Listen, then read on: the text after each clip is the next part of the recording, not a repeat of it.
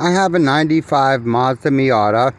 The door speakers are bad in it. I've been looking for, on YouTube, a way to get this door panel off. Everyone else has the one that has a little panel here that you just take off and you're able to get the speaker out. Mine isn't that way. You have to take the whole thing apart.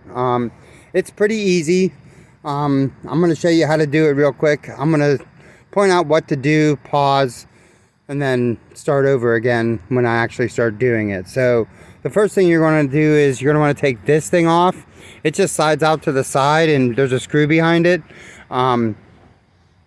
It's a Phillips head screwdriver. You have to use on here and here, and then a smaller one for this bolt here.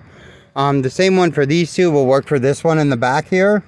And then once you have those screws out, all it is simply popping the tabs out real easy and then lifting up. I'm going to start taking it apart and I'll go back and show you how to do it